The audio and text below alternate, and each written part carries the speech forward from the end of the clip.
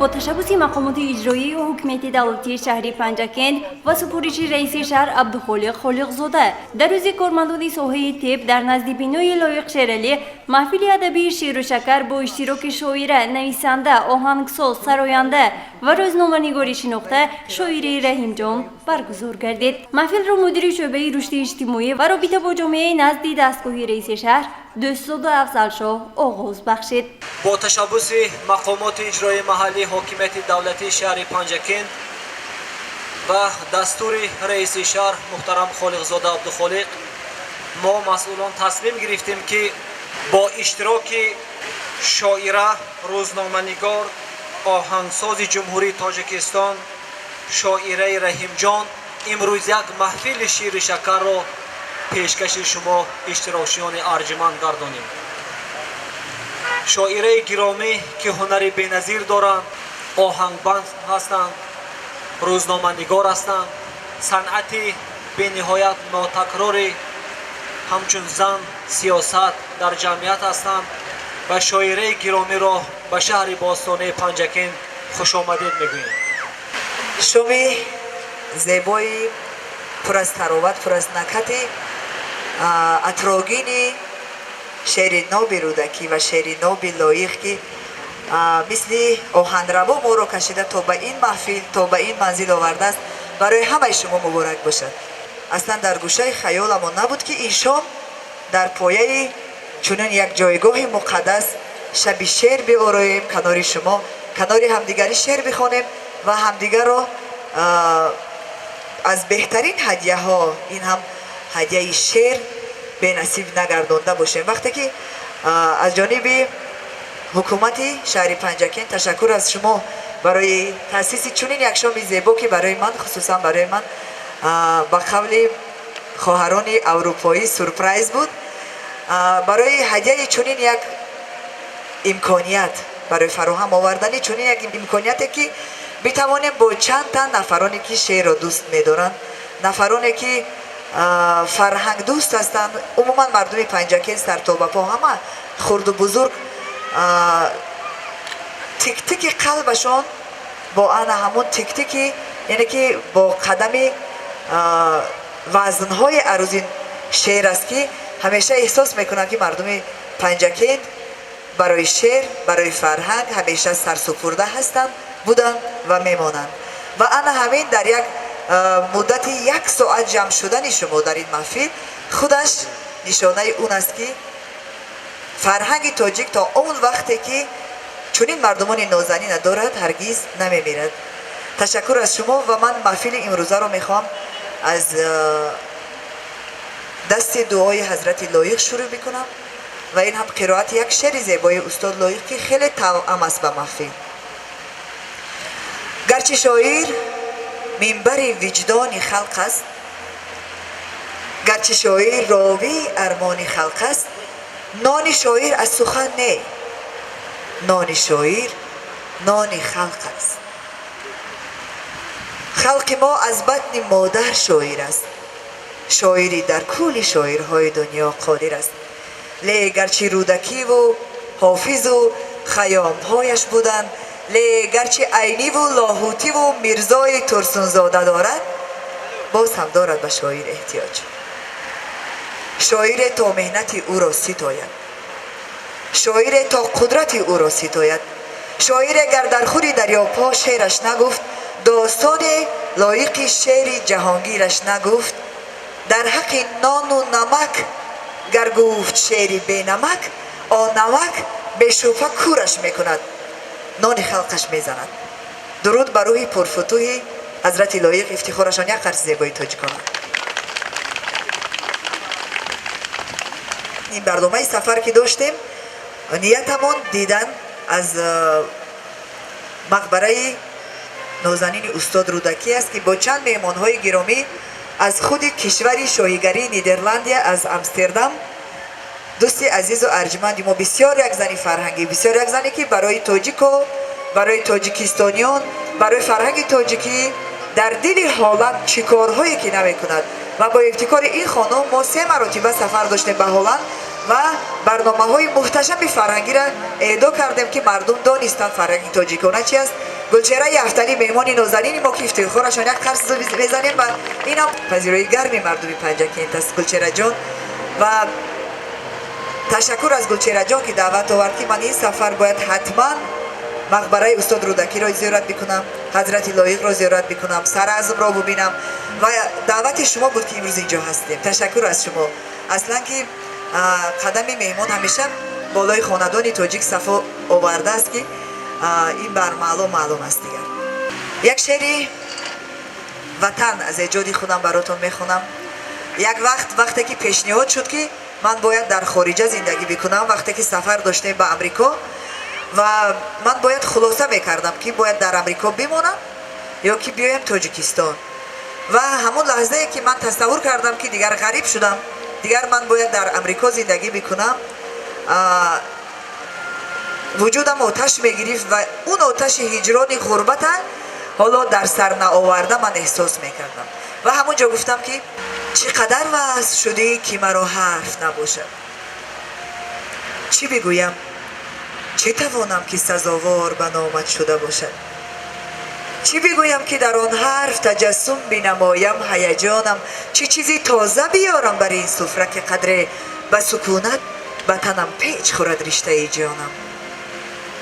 ای وطن، من به همین جا به همین دم گریه دارم که فقط لحظه از وقتی تصور که شدم دور ز کنار تو منم زنده در گور.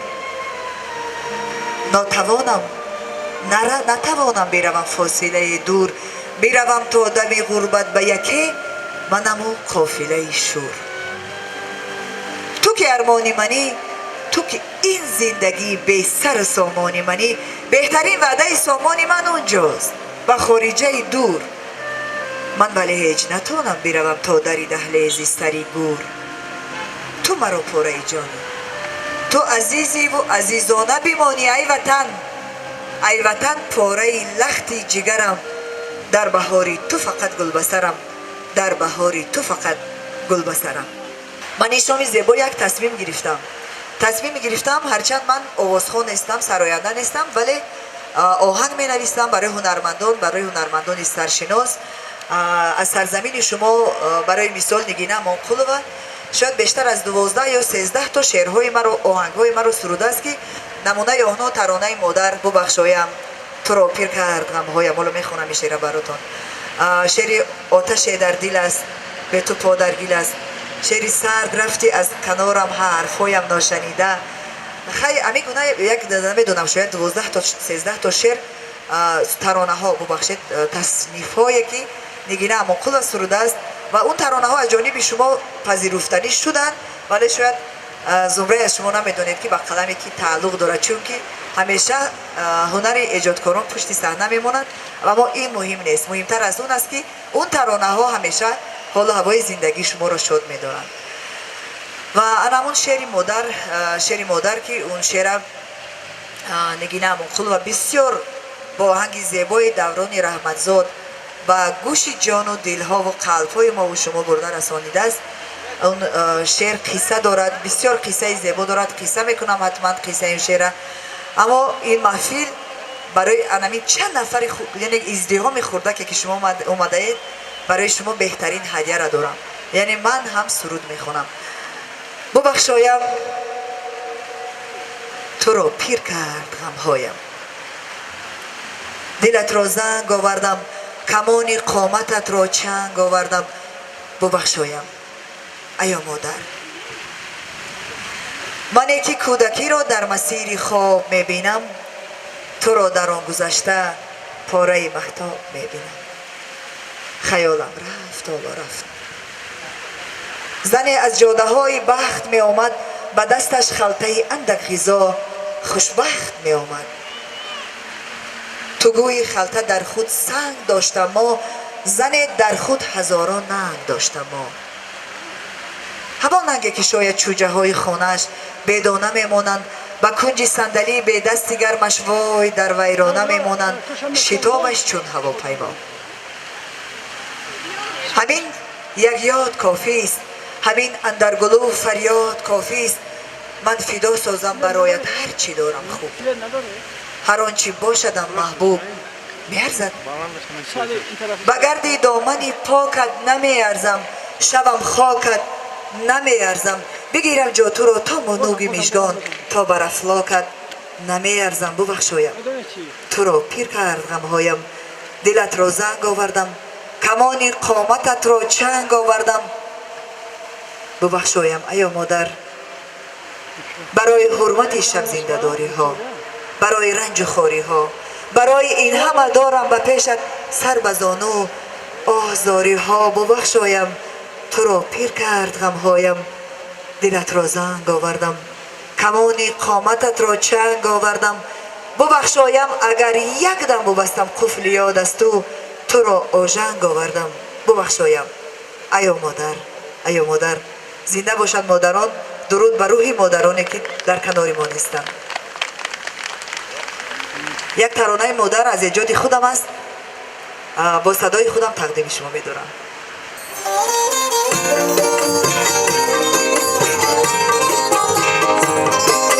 شعرش در امریکا نوشته بودم برای مادری جانم.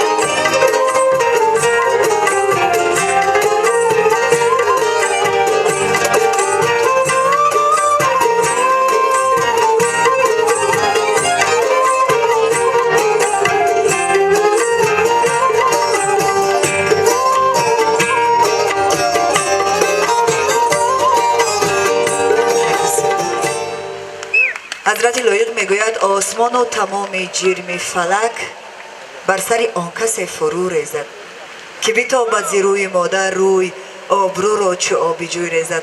خدا کند ما زمره فرزندان باشیم که هرگز در هیچ حالت، در هیچ مکان، در هیچ گوشه دنیا، هر کجای دنیا که نباشیم آبروی مادرامون نریخته باشیم که دیگر آسمان و تمام جرم فلک بر سر ما فرو نریزد.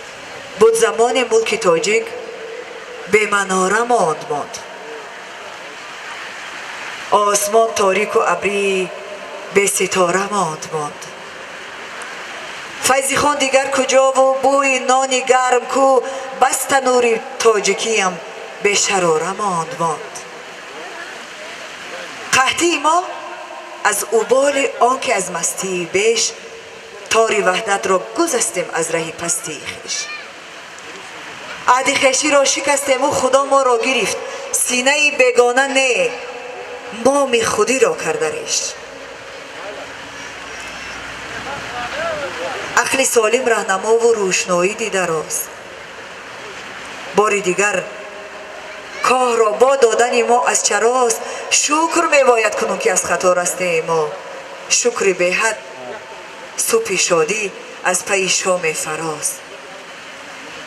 شکر به حد روزگار امروز از دی بهتر است در سمای تاجیکی خورشید و ماه و اختر است فیض میبارد کنون خان بالای خانی تاجیکی در تنور تاجیکی هم باری دیگر اخگر است. تا نخستد تاجیک از سیری خیشم در لحد تازی نو از صفحه تاریخ زودایم نامی بد تاجیک من خواند با خشتی صلح آباد کن برخلاف امر شیطان برخلاف نام بد.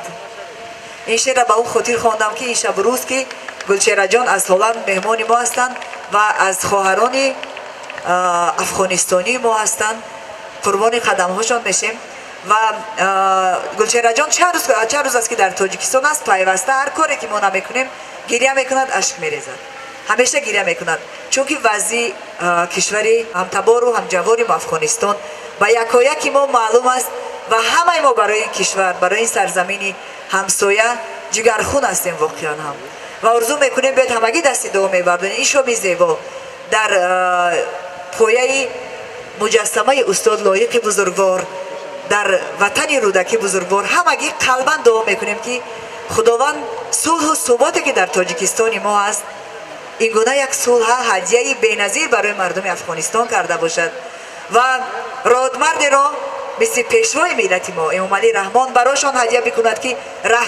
رهکشا باشد راهنمون باشد و خدا کند که افغانستان هم یک کشوری آرام باشد و مردمانش بتوانند که در یک شام تصادف کنار هم دیگر بیایند و شعر بخونند و من خیلی عین مداوم شمارم این لحظت گلچهره جان بیاید از برداشت های خودش از اینکه در چند روزی که اومده تاجیکستان چگونه دریافته. خیر دوشنبه رو وقتی که گلچهره جان میدید گفت که دیگر اصلا شما آرزوی رفتن به دبی و به ترکیه را نکنید. تاجیکستان خصوصا دوشنبه از ترکیه بالاتر زیباتر شده از دبی بالاتر شده و احسن به همه شما تاجیکان که می توانستید که همین گونه کشوری زیبا را برای خودتان بسازید و زیبایی های پنجکند رو وقتی که گلچهره جان با چشمی سر امروز دید اصلا باورش نمی آمد. خواهش میکنم از خاطره هایش کمی برای ما قصه بکند و تمنیات بکند که تمنای مسافر همیشه واجب است هرچند گلچهره مسافر نیست در خانه خودش قرار دارد. خوش آمدی گلچهره جان. گلچهره جان در گلندیا رئیس انجمن زنهای در هلند بوده است و همیشه دفاع میکند از حقوق زن.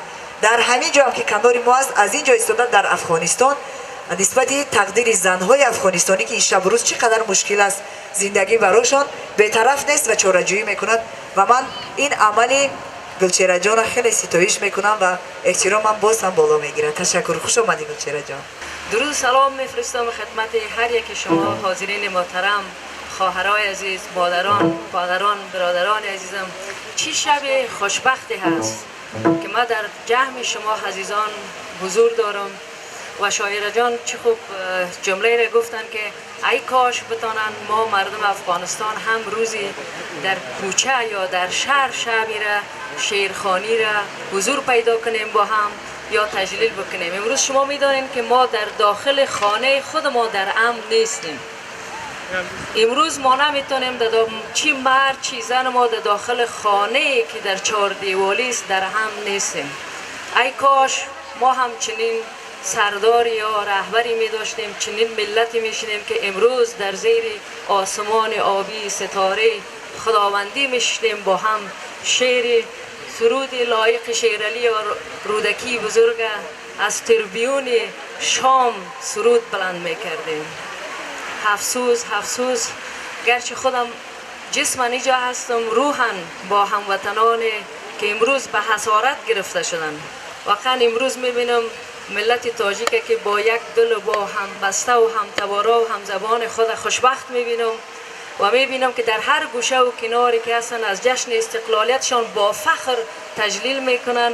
فخر میکنم به تاجیک بودنم. اگر دورم هستیم، اگر در اسارتم هستیم، همیشه با شما هستیم، با هم تباران خود هستیم که از کجا و کجا به دیار رودکی بزرگ و به دیار استاد لایق شیرالی همو هم تباری و همخونی ما را کش کردن که همشب در حضور شما با شاعر جان و دیگر دوستا حضور پیدا کنم. ما یک سروده ای دارم، ما شاعر نیستم، ما یک مدافع حقوق انسان ها هستم، مخصوصا از زنا. یک الهامی به خاطر آمدنم هست که و ملت بزرگ تاجیک و مخصوصا جناب امام علی رحمانوف که تانسته واقعا من سالهای 98 در اینجا بودم، این تغییرات بزرگی که در تاجیکستان میبینم همیشه از یک پارچگی و همبستگی ملت بزرگ تاجیک و مخصوصا سردار جناب محترم است که تانستن. ما در ترکیه هم بودم، در هلندم، تمام دنیا زندگی کردم، اما این آبادی را که میبینم در تاجیکستان واقعا فخر میکنم. فخر بر هر یکی شما که صدا از یک دست نمیبراید. همه شما این سرزمین آباد ساختین. درود به شما. دیداری دوباره با آباد شدنی تو آباد می شوم، با آباد شدنی تو آباد می شوم. ای امیدی تاجیکانی تاجدارم، ای فخری سامانم، ای سرزمینی نیاکانی تاجیکانم. تخت جمشید و رحمانت پاینده باد، روز جشنی آزادیت درخشان تر باد. ای که تو فخری تاجیکانی در جهان، دشمنان و بدخواهانت شرمنده باد. ای دیاری رودکی و لایق و گل رخسارت و شاعرت سراینده باد. چه مبارک سال است امسال، چه مبارک سال است امسال. ای که استقلالیت با تاجیکانت جاویدانه باد. امروز همه عزیزان گرد جهان جمعند، ای که این جمع همه ساله دور هم فرخنده باد. شکر خدا را که دیدار شد میسر، باز تو را سجده کردم. ای گل چهره باز تا دیداری بعد آیا زنده باد. من درگیری کارهای تکنیکی بودم، اما احساس کردم که گلچهره جان خیلی صمیمانه با شما حرف میگفت و از شعر زیبای نازنینش روح جان ما روح جانی نه تنها من یکایک شما راحت میکرد. برای گلچهره جان نازنین یک قرصک زیبای پنجکنتی میزنه که بداند پنجکنتی و تا چه حد میهمان دوست هستند. وقتی داخل پنجکنتی باستانی شده، اولین حرفی گلچهره اون بود که ما آش پنجکنتی را در کجا باید بخوریم. و پیش از آمدن تا این محفل فقط از یک اشاره که گلچهره جان کرد در دوام یک ساعت آش آماده کردن، تقدیم داشتن. وقتی که با دعوت گلچهره جان همراه جمیله عبدالله و رقصنده استاد رقص اصلا و رقصنده دسته هنری زیبا که امروز در محفل ما خیلی نازنین شده آمدن، برای جمیله جان هم یک قرص میزنیم، چون که جمیله جان یک انسانی همیشه پیوندگر قلب هاست، یک نفری است که قلب ها رو به هم دیگر پیوستگی میدهد.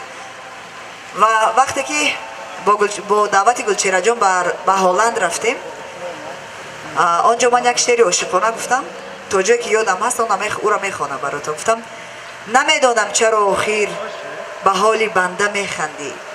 بیا برچین از لبهام شقایق‌های هالندی. نیرزد دیر مجبوری به این پرهیز و این دوری، بیار از کوی مسروری شقایق‌های هالندی. بیا به تو من دلگیر اسابرده از چون کمپیر، چو آی با خودت میگیر شقایق‌های هالندی. هنوزم با خودت بندی به حال بنده میخندی، بیا برچین از لبهام شقایق‌های هالندی. تشکر از شما. بازم هر سروده که اینجا از سروده که میخونم از شعر و آهنگای خودم از کوشش میکنم که از ایجادی خودم فقط برای شما تقدیم میکنم هر چی که دارم در کلواری خودم. یک شعر عاشقانه دیگه میخونم چون که اصلا شعرهای توأم به مفهومی بزرگ عشق نمیشود که به تنهایی بخونی، چون که هرچند که عشق همیشه کاری خودش میکنند و انسان ها رو وقتی که در میان فراق میافتد انسان ها رو خلوت نشین میکند و تنها نشین گوشه نشین. اما همیشه زندگی را آنچنان باید دوست داشت، زندگی را آنقدر باید پرستش کرد به خاطر همین انسان های زیباش، همین انسان هایی که از دیدن یک و یکشان دل کس باز هم زندگی را بیشتر و بیشتر میپذیرد. خوب اول یک سرود میخونم از ایجاد خودم. این سرود 10 سال مقدم در بیشکک ایجاد کردم. دم کی میایی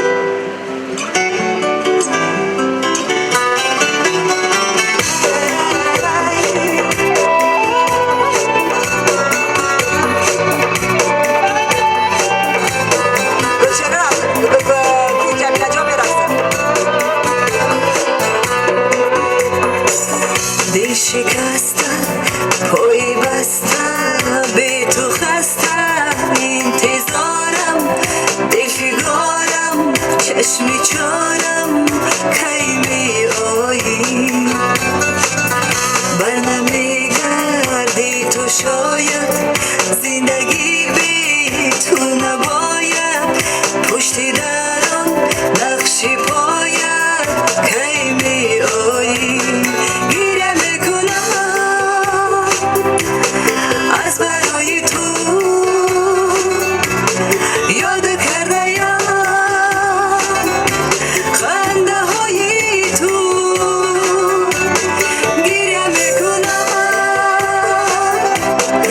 از برای تو عشق من بارد به پای تو هر شب با خیال تو بزار جانم به خیال تو دیگر نتانم منتظر تو اینجا بمانم کی می آیی هر شب با خیال تو بزار جانم به خیال تو دیگر نتانم منتظر تو اینجا بمانم کی می آیی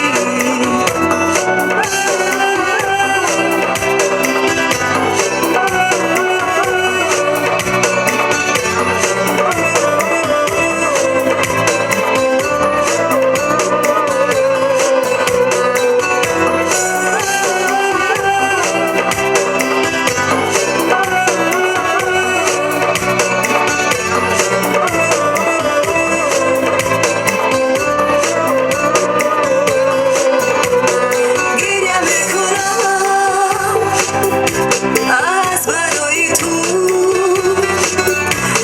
یاد کرده یم خنده های تو گریه میکنم از برای تو عشق من بارد به پای تو هر شب با خیال تو بزار جانم به خیال تو دیگر نتانم منتظر تو اینجا بمانم کی می آیی هر شب با خیال تو بزار جانم به خیال تو دیگر نتانم منتظر تو اینجا بمانم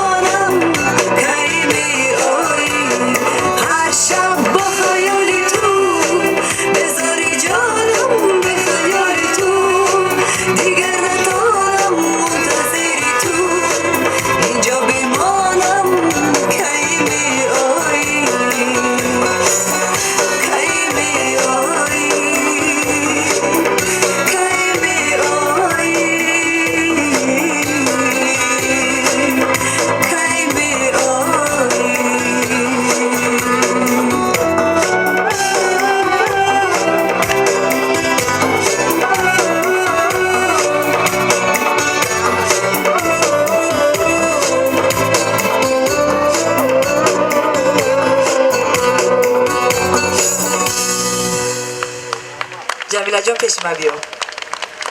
اصلا این زنی نازنینه ایچ نمیشه که ستایش نکرده باشی به این زیبایی هاش و من با یک غزل نازنینی حضرت سعدی میخواهم برای زیبایی های جمیله بگویم که من بدین خوبی و زیبایی ندیدم روی را وین دلاویزی و دلبندی نباشد موی را روی اگر پنهان کند سنگین دل و سیمین بدن مشکی غماز است نتواند نهفتن بوی را ای موافق صورت و منی که تا چشمی من از تو زیباتر ندیدم روی خوشتر خوی را گر به سر میگردم از بیچارگی عیبم مکن چون تو چوگان میزنی جرم نباشد گوی را هر کی را وقت دمی بوده است درد سوخت است دوست دارد ناله مستان و های و هوی را ما ملامت را بجان جویم در بازار عشق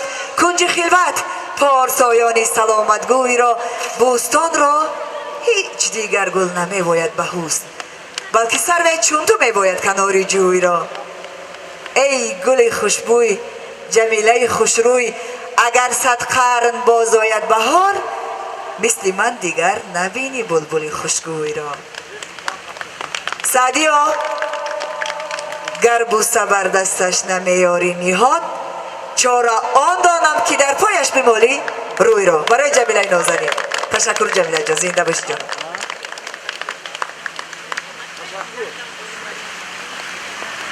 زباد آمدن تو دلم قرار گرفت زباد آمدن تو دلم قرار گرفت شکاری صید حلال تنم برار گرفت تو آمدی علیه گریه های نومیدی فروغ خنده لبم را به اختیار گرفت نبودی اسب دلم بی لجام و بیزین بود شکوه اسب وجودم چه شه سوار گرفت تمام لحظه های آمدنت سلفی شد شکوه آمدنت را دلم نوار گرفت محبتی مرا به این وطن تو بایستی نبودی و دلم از این همه دیار گرفت نرو بهارا نبر که نو شکفته تنم خزان رفت و ببین دشت را بهار گرفت ز بعد آمدن تو دلم قرار گرفت تشکر زیاد و من گفتن که اینجا دخترکام شعر میخونن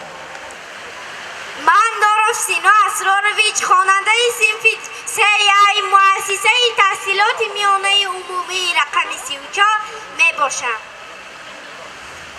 از کارهای افندی حیران شده میخندی یک لنده صابون را حلوا گفته گزیده است از درد شکم هر سو وای وای گفته دویده است کلش نپنو را زورق چگمان کرده است آن را با آب دریا آهسته روان کرده است از سایه دایه‌اش را از پک گفته دوانده است تو بی همسایه‌اش را تربوز گفته کفانده است از کارهای افندی قاه قاه زده میخندی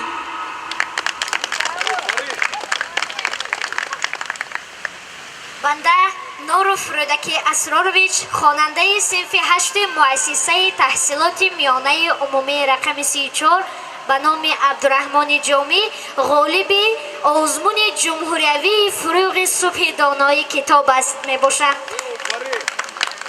از بس که سنه 22 سپتامبر سال 2008 در جشن 1150 سالگی سردفتر ادبیات کلاسیکی فارس و تاجیک استاد ابو عبدالله رودکی به دنیا آمدند بابایم نوروف نور محمد تیمیرویچ که اهل فرهنگ بودند نام مرا رودکی گذاشتند و چون من سنه 22 سپتامبر تا سنه 22 سپتامبر میخواهم تمام ابیات بازمانده استاد را از بر نمایم که تقریبا همه‌اش را از بر نمودم و میخواهم یک غزل از ایجادیات استاد رودکی قرائت نمایم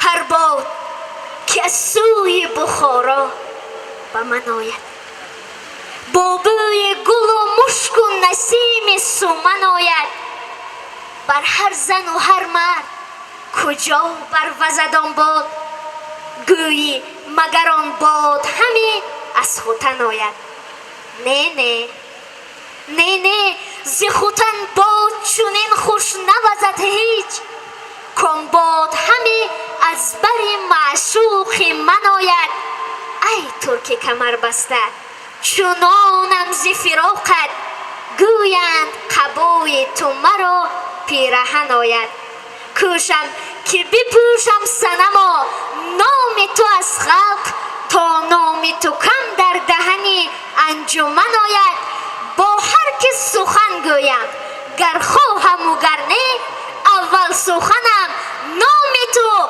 اندر دهن آید رخشانه ناروا هستم خواننده صنف هشتم مؤسسه تحصیلات میانه عمومی رقم 34 به نام عبدالرحمن جامی غالب آزمون جمهوریوی فروغ صبح دانای کتاب است در دور جمهوریوی از روی نامیناسیون ادبیات کلاسیکی و عین زمان میخواستم از ایجادیات استاد لایق شیرعلی شعر قرائت نموده باشم که با باباجان غفورов و شاه اثری تاجیکان بخشیده شده است. تاریخ گواه است. الحق همه میداند و تاریخ گواه است. تاجیک همه عمر در مغرب و مشرق کرده است مسخر چی بس اقلیم و ممالک اما نه به شمشیر و کمان و صف لشکر با صنعت و با فطرت و با عقل منور با همت و با حکمت و با شعر و ترانه با روحی جوانانه و پیروزگرانه. یک مژده نیک برای نفرانی که نمیدانند این سه تن واقعا هم نفرانی که امیدی ما رو برای فردای این ملت باز هم زنده می‌دارند. هر سهشون عضو یک عائله از بطن یک مادر به دنیا آمدن هستند و پدر و مادرشون همینجا هستند. مادری نازنین، مادری عزیز اجمل چقدر جوان هستند ولی این قدر بچه‌ها را تربیت کردن نزدیک چنین مادران سری تعظیم فرود می‌آوریم و من آرزو میکنم که این فرزندان نازنین شما در آینده نفرانی شوند که ما افتخار بکنیم زمان در محفل ما حضور داشتن و توانستن خاطر این گونه مردمان نازنین در شب زنده بدارن زیبا بدارن و اصلا به شما بار دیگر مادر عزیز تشکر از شما. تشکر. سرزمینی واقعا فرهنگ پرور از تاجیکستان. گلچهره جان در این نیمه شب در اروپا یگان نفر پیدا نمیکنی که لباس ملی ببر بکند و بیاد برای مردمان شعر بخواند. فقط در تاجیکستان چنین یک منظره های نازنین میتوان مشاهده نمود. از این رو من فکر میکنم از پنجکند باستانی خصوصا این شب خاطره خیلی زیبا میبریم به خودمون. تشکر از شما که آمدید. شکری آن دارم که من با تاجیکستان زنده‌ام در کنار موج دریای زرفشان زنده‌ام شکری آن دارم که من در این وطن این سرزمین با بدخشان و خوجند و رشت و ختلان زنده‌ام شهرهایش دلکشند و کوچه‌هایش دلنشین با دوشنبه پایتخت تازه جولان زاده شکری استقلال وحدت شکری وحدت به حساب شکری آن دارم که من با ابن رحمان زنده‌ام. بنده رجب تمانا خواننده صنف 9 مؤسسه تحصیلات میانه عمومی رقم 3 به نام نبی کریم می باشم. این زمان میخواهم درباره تاجیکستان عزیزم شعر قرائت کنم. تاجیکستان من نمازم را به نامت میگذارم تاجیکی افتخارم تاجیکی دار و ندارم تاجیکی عطر آمیز و فرح افزا هوای کشورم جنت روی جهانی بیکنارم تاجیکی روزی شادی من نمیدانم کی آمد با کی رفت. در مزارم دوستان را می شمارم تاجیکی. کمینه خواننده صنف 11 مؤسسه تحصیلاتی میانه عمومی رقم 3 هستم، میرزا و سبرینه. سراپایم امید و آرمانی تاجیکستان است. همه بود و نبودی من از آنی تاجیکستان است. سرم از سنگ شد از سنگ سنگرهای کوهستان. خیالم پاره از آسمانی تاجیکستان است. تشکر از والدین نازنینشان که چنین فرزندان به وایه رسانیدند در این سال و زمانی که مردم دیگر به فنهای دقیق رو میارند، به فنهای تکنیکی و بیشتر زبانهای خارجی میآموزند و در فکر رفتن به خارج هستند، ولی هنوز هم والدین یافت میشوند که برای فرزندانشان درسی ادب، درس شعر میآموزند. تشکر. و این چنین یک اقدامی که خصوصا من در پنجکین میبینم قدر شعر آزاد میخوانند و شعر درک میکنند بچه ها، باور کنید دیلم لبریز شده شد. تشکر از همه شما، یک و یک شما. و باز هم از همون سلسله شعرهایی که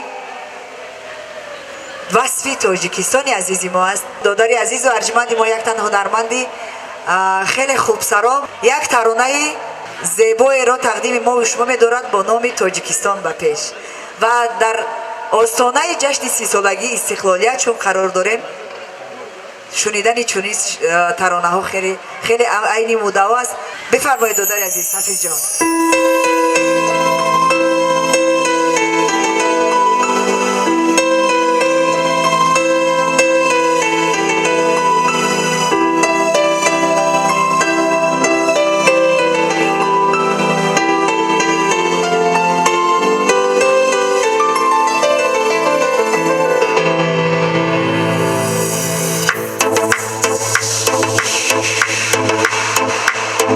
سلام ای جان، سلام ای تاجیکستان، سلام ای منظری زیبا پرستان، بیشتی نازنینی ملتی من، دیاری باغ و بستان و گلستان.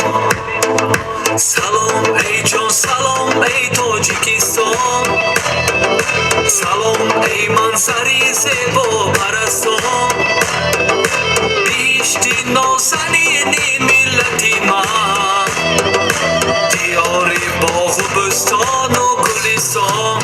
تاجیکستان نوروزی من، مادری جان خوش روزی من، نوری چشمان فیروزی من. تاجیکستان، تاجیکستان.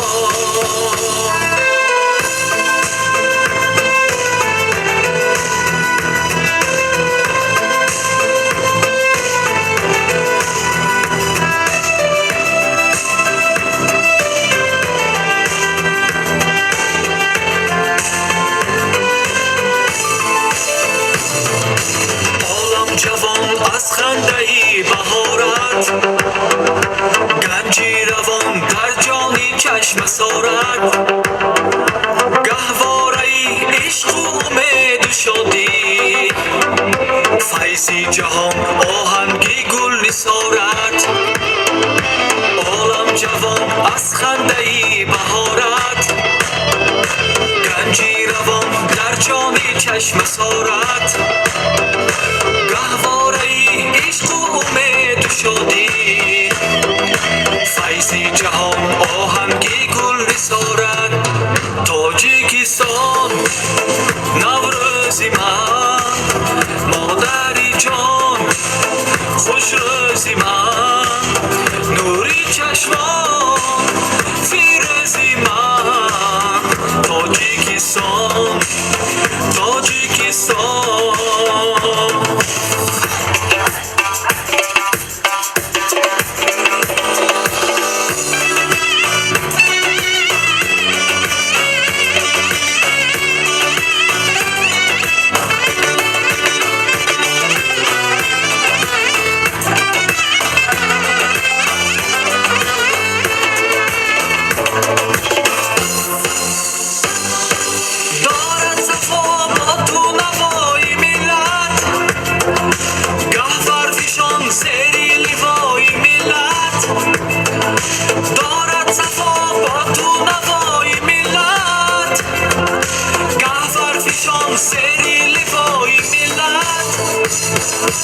پیغامی تو نوروزی اهلی عالم با افتخار از پیشوای ملت پیغامی تو نوروزی اهلی عالم با افتخار از پیشوای ملت تاجیکستان نوروزی من مادری جان خوش روزی من نوری چشمام فیروزی من تاجیکستان تاجیکستان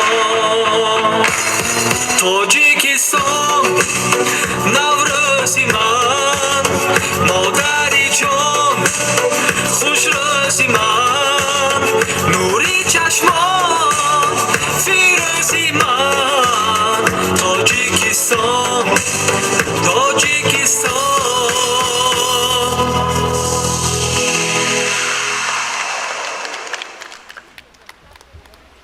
دوستان ارجمند از کلی آدمانی که در این محفل هستند همگی یک نفر خواهر عزیز و ارجمند ما دلفروز جان که در رادیوی محلی کار میکنند فعالیت میکنند یکی از گوینده های خیلی خوب هستند و از هواداران شعرهای ما تشکر از صمیمیت و محبتشان. مرحبا خواهر عزیز.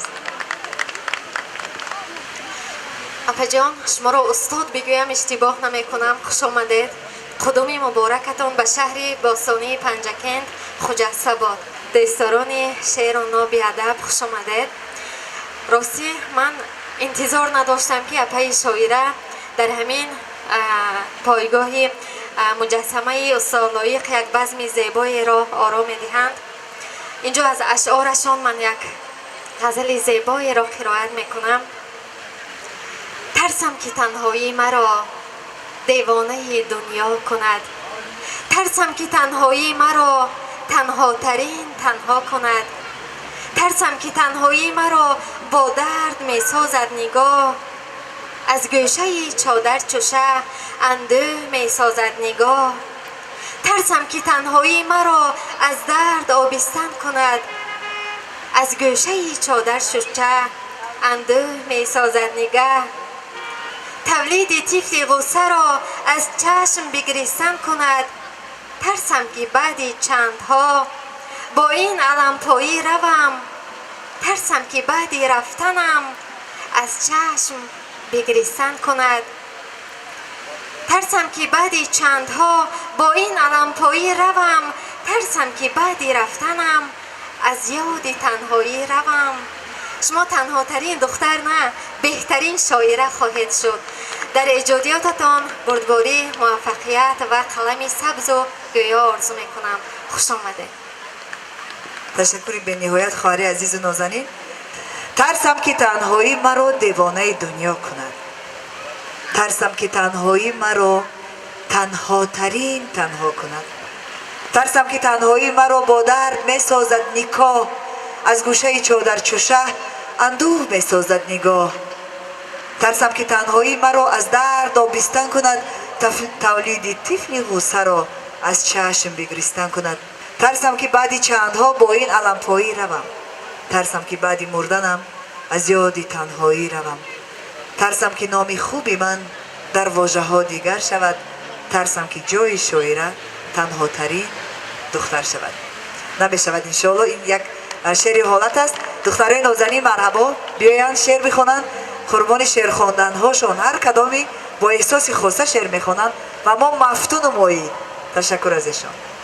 من نور و نازیه خواننده صنفی هفی ای مؤسسه تحصیلات میانه عمومی رقم 29 می باشم.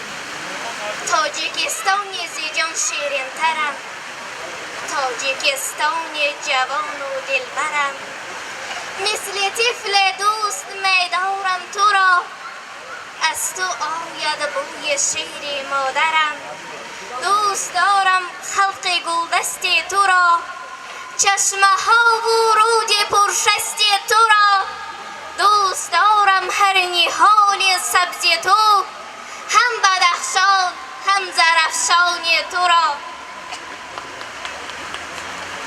من خالق و تهمینه خواننده صنف 10 مؤسسه تحصیلات میانه عمومی رقم 34 می باشم.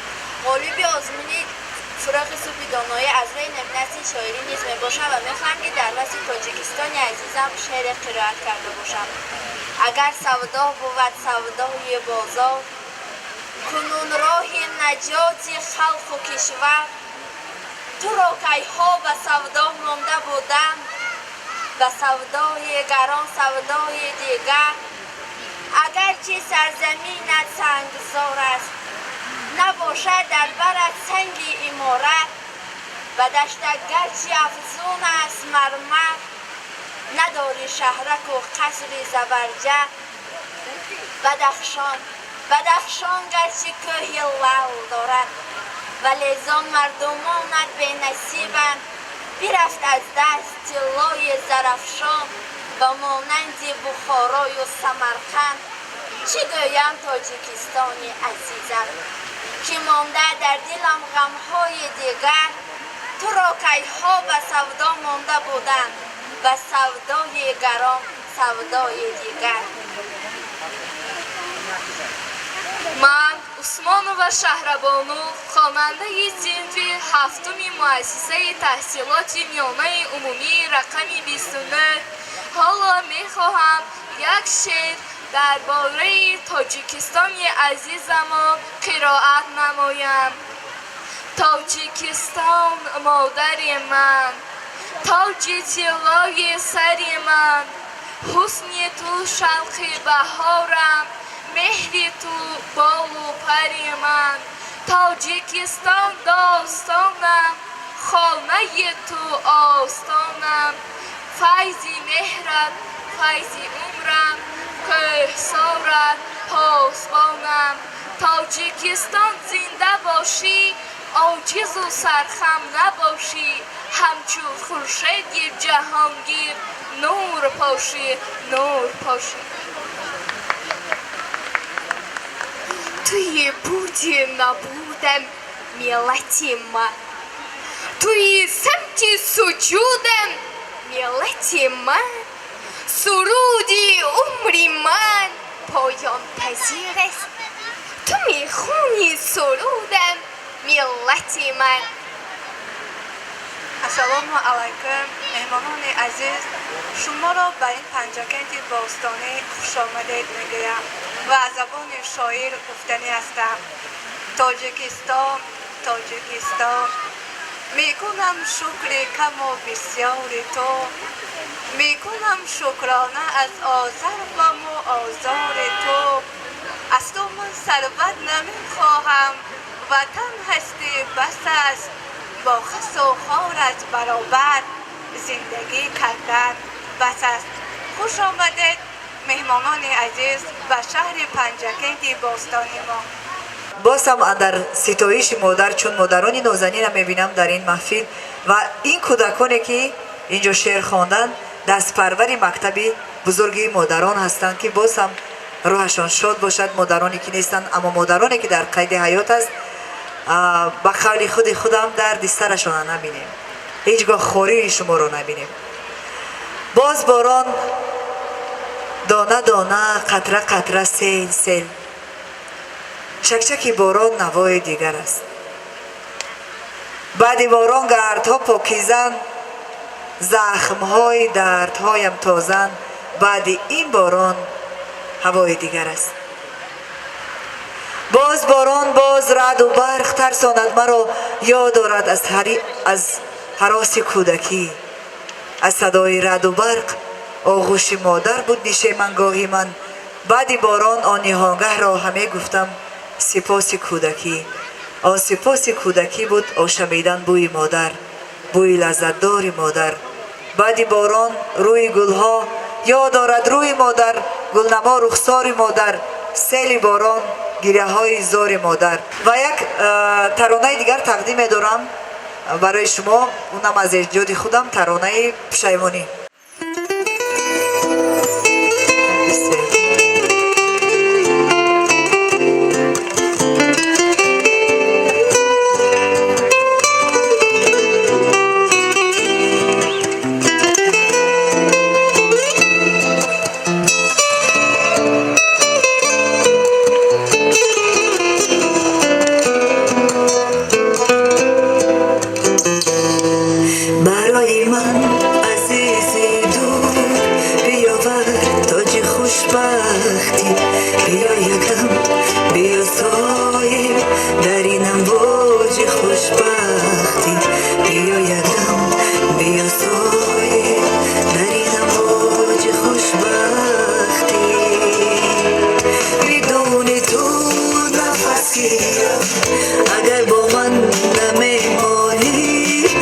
پشیمانی پشیمانی پشیمانی پشیمانی بدون تو نفس گیرم اگر با من نمیمانی پشیمانی پشیمانی پشیمانی پشیمانی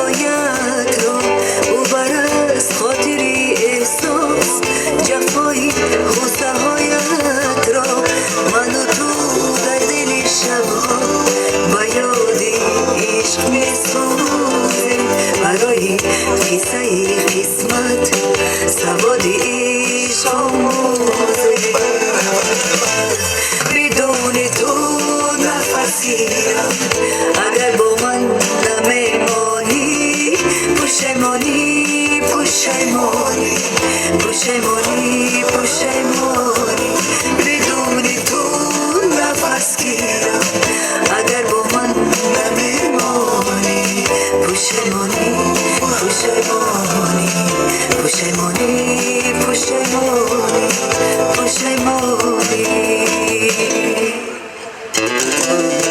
رسیده تا به قدری هم به قدری جمله زاری ها قدر از عشق برداریم برای انتظاری ها برای انتظاری ها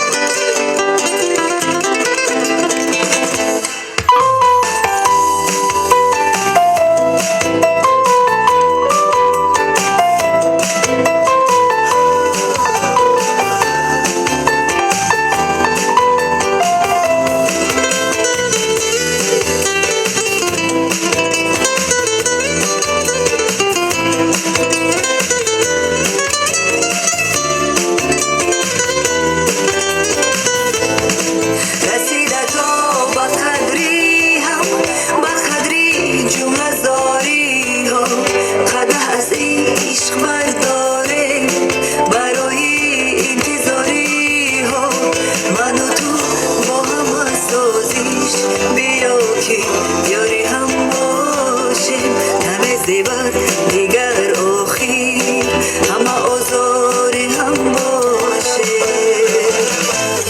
بدون تو نفسیرم اگر با من نمیمانی پشیمانی پشیمانی پشیمانی پشیمانی بدون تو نفس گیرم اگر با من نمیمانی پشیمانی پشیمانی پشیمانی پشیمانی پشیمانی پشیمانی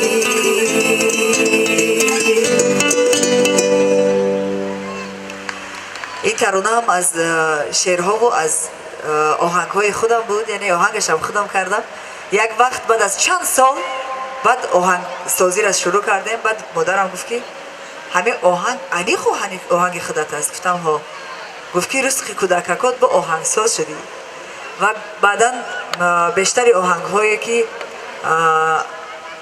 با مدد خداوند در ذهن ما پدید آمد، امروز خدا را شکر میکنم که ورد زبان هاست، در محفل ها صدا می‌آید، در تلویزیون و رادیو ها، و اصلا گاهی می نشینم و خودم باورم نمیاد که اون آهنگ ها را توانستم که یعنی که خداوند برای ما اینقدر لطف و مرحمت کرده که توانستم این آهنگ ها را پدید بیاریم، وگرنه ما هیچی نیستیم نزدی آنچه که خداوند دست ما امانت سپاریده است. رسالت ما اون است که اون امانت از دست شما به خیانت برسانیم. تمام. بیاد اندر ستایش مادر بسیار شعرها خواندیم، ولی پدران کم یاد کردیم. حالا که اگر پدران نبودن اصلا ما در زندگی وجود نداشتیم، حضور نداشتیم. باغبانی یعنی که کشاورزی زندگی ما پدر است که روی زمین حیات زندگی تخم محبت خودش هم میکورد و ما به دنیا میاییم. این نکته رو هرگز نباید که فراموش بکنیم. و با افتخار همه این نفرانی که پدر هستند و در این محفل حضور دارند میخواهم بگویم آنچه برای پدرم گفتم. پدر آنگه ز ما راضی است یاران، زمین و همسما راضی است یاران. نباشد هر زبون بیهوده این حرف، پدر راضی خدا راضی است یاران. پدر دارم سرم تا آسمان است، تو گویی این بلندی جاویدان است. همه نازم همه بالم خدایا، همه نازم بر روی دیدگان است. زیبش کاشانه ای تو ای پدر، دوری ما پروانه ای تو ای پدر. عمری تو بادا دراز و پرثمر، شه ستون خانه ای تو ای پدر. زنده باشن پدران که متکای ما هستند، قوت دین ما هستند. و اصلا من از خودم تجربه کردم و به خلاصه آمدم که پدران با وجود همه سخت گرفتن هاشون، با وجود همه آن که زندگی ما رو خیلی خوب کنترل میکنن، خدا کند که همیشه بالای سر ما باشن. تو آن ستاره در آسمان عشق، میانی 100,000 ستاره ها درخش خاصه ای. تو آن حال نورسی محبتی، میانی 100 چنار بزرگ جسه ای. تو اختری که جانبت بسد نگاه، به ترس و واه بنگرم که عاقبت از این نگاه. از این صبح روت اگر شبی سیاه، کجا دیگر درخشی ما. ستاره رسیده به شام من، که روز روشنی ز ترس آفتاب گم شدی. تو در سرای زندگی برون ز مرز و بوم شدی، ولی هنوز سوی شام خورم ایستیده و انتظاری میکشم. بسد امید بسد نگاه، با آه و واه زمین و آسمان گواه. تو را و بس در آغوش شب سیاه، در آغوش شب سیاه. زنده باشد شب سیاه که پیوندگر قلب‌های عاشقان است. و سالهای 94-95 وقتی که ما در کورس اول میخوندیم، یک محفل آرستن با اشتراک یک محفل شیر و شکر با اشتراک حضرت لایق بزرگوار. و در اون محفل من خیلی نفر خوششانس، نفر خوشبخت هستم که لایق بزرگوار دست دعا دادن برای من. و من از یک شعر استاد لایق، از یک مصرعشان منشأ گرفتم، یعنی که الهام گرفتم و یک شعر گفتم. و اون شعر در حضور حضرت لایق وقتی میخوندم گفتم استاد میان این همه مصرع‌ها یک مصرع مال شما است، اون مصرع خودتون دریابید. ولی استاد مصرع خودشون رو پیدا نکردم. بعدا من یادرس کردم که این مصرع مال شما است. و بزرگی شاعرم در همین است که اگر میان همه مصرع‌های خودش گاهی رهگم بزند، نداند که این شعر خودش گفته است. این حالت با نفران، با ایجادکاران واقعی صورت میگیرد که همون لحظه استاد مصرع خودشان چون نشناختن، من گفتم این بزرگی شما است استاد. چون این مصرع بلند به این بلندی این گونه مصرع رو فقط حضرت لایق گفته میتواند، ولی شما این مصرع رو وقتی نمیشناسید پس مال من است. گفتن این مصرع هدیه برای تو. و این مصرع از نخستین خطر کبیده که میانی مصرع‌های من خواهد پیدا کرد. گفتم تو دیگر بار نیا جانب من، نپذیرد دل غم دیده تو را. تو دیگر بار نیا فهمیدم دیده بشنیده و سنجیده تو را. تو دیگر بار نیا جانب من که گناهکار به مرگ هوسی. تو دیگر جانب من چشم ندوز، تو که بر قدر نگاه هم نرسی. تو دیگر بار نیا جانب من، تو که از سادگی و بیخبری از نخستین خطر کبیده رفتی از من به امید دیگری. تو دیگر بار نیا جانب من، تو که در سختی من بگریختی. تو که بالای همه سوختگی نمکاب دیگری را ریختی. تو دیگر بار نیا جانب من، تو دیگر جانب من هیچ نیا. بیرو از دیده که از دل بروی، گرچه بعد تو بمیرم به خدا.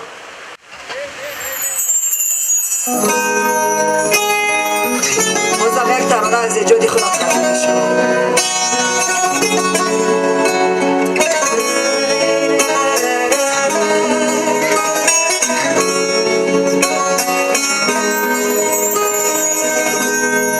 درها را بستی تو برویم،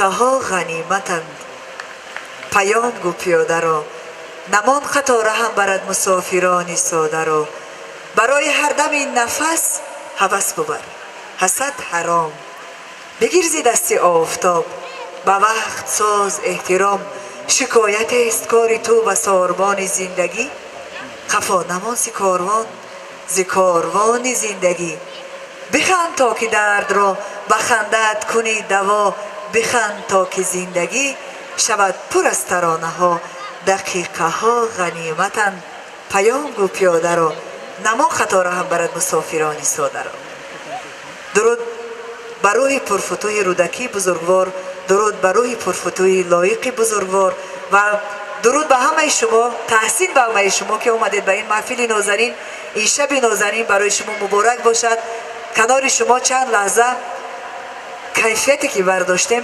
دیگر چند ماه دیگر کفایه است تشکر از همه شما دل مرا بار دیگر گرمتر کردین با اون که من وظیفه دارم که به پنجکند نازنین بیایم و محفل بیارم برای جمع مردم نازنین پنجکند شب همه شما خوش باشد ای آن که میگویی که درود پدرود است خداحافظ تشکر از همه شما